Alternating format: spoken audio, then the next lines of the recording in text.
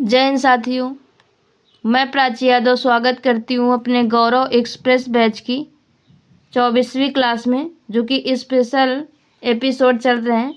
तो कल 23वां था, उसका एक पार्ट आया है, एक पार्ट अभी बाकी है, तो वो 1-2 दिन में आ जाएगा। और आज 24वां है, इसके बाद मंडे को 25वां आएगा और ये वाली गौरव एक्सप्रेस बैच ख़त्म हो जाएगी। तो शुरू करेंगे। पहला क्वेश्चन है, मोना लोआ ज्वालामुखी कहाँ स्थित है? मोना लोआ ज्वालामुखी कहाँ स्थित है? तो ये स्थित है हवाई द्वीप अमेरिका में, हवाई द्वीप अमेरिका में। और इटली में है एटना, माउंट वेसुवियस और स्ट्राम्बोली, ये तीनों इटली में है। माउंट एटना, माउंट वेसुवियस और स्ट्राम्बोली।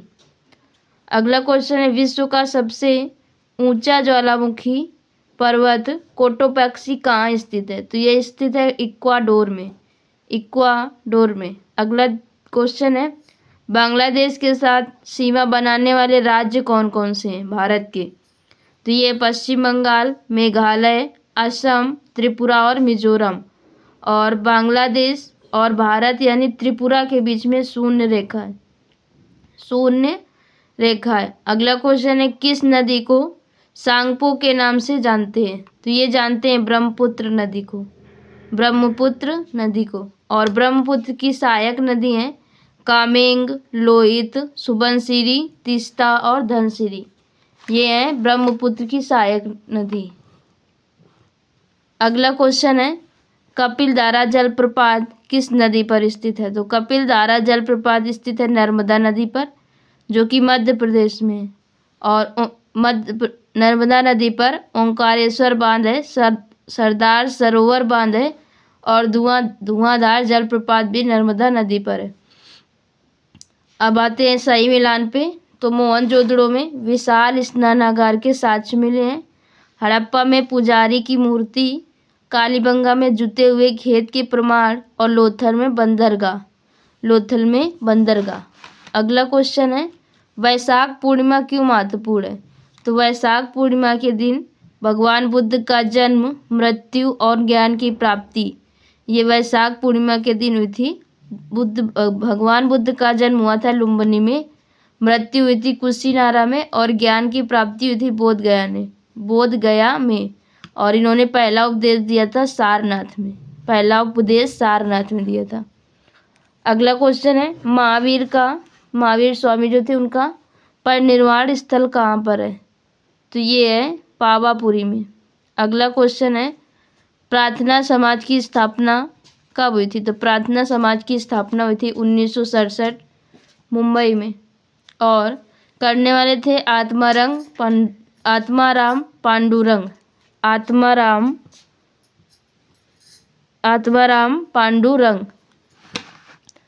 अगला क्वेश्चन है, ब्रह्म समाज की स्थापना किसने की? तो ब्रह्म समाज की स्थापना की थी राजा राम मोहन राय ने। इसके बाद, गाड़ियों के पार्श्व दर्पण में कौन सा दर्पण लगा होता है? तो ये लगा होता है उत्तल दर्पण, बड़ी वस्तुओं को छोटा करके देखने में सहायक होता है, तो यहाँ लगा होता है उत्तल दर्पण। अगला क्वेश्चन है, इंपीरियल बैंक की स्थापना कब हुई थी? तो इंपीरियल बैंक की स्थापना हुई थी 1921 में। और एसबीआई की स्थापना हुई थी 1955 में, एसबीआई की स्थापना हुई थी 1955 में।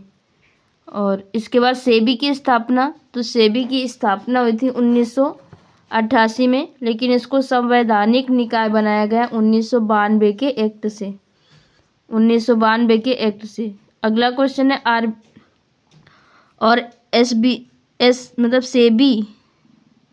सेबी की हेड है वर्तमान में माधवीपुरी पुच। और आरबीआई का राष्ट्रीयकरण हुआ 1 जनवरी 1949।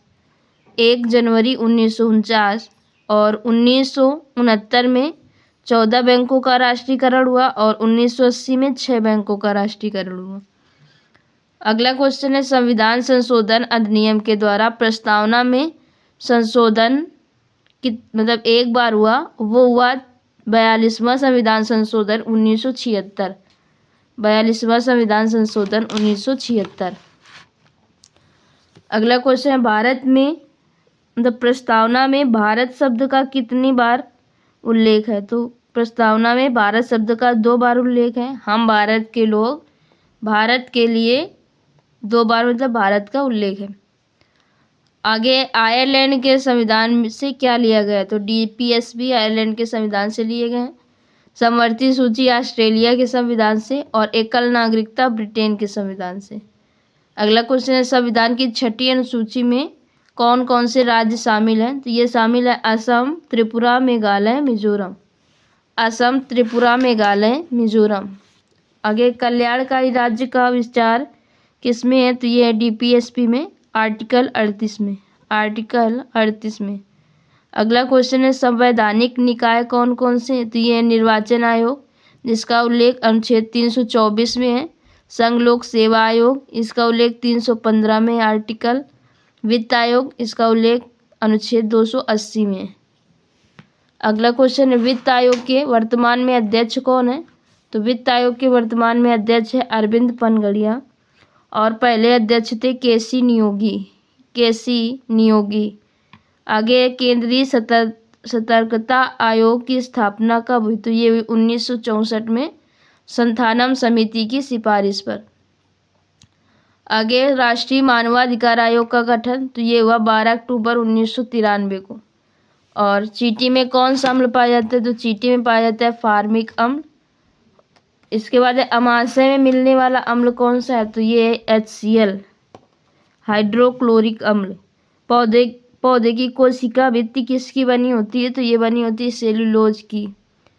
पादप कोशिका तथा जंतु कोशिका किस उपस्थिति के कारण भिन्न होते हैं? तो ये हरित लवक की उपस्थिति के कारण भिन्न होते हैं। तो ये है आज की क्लास, गौरव एक्सप्रेस बैच का स्पेशल एपिसोड, और मंडे को इसकी लास्ट क्लास आएगी और इसकी PDF हमारे पेड टेलीग्राम चैनल पर मिल जाएगी।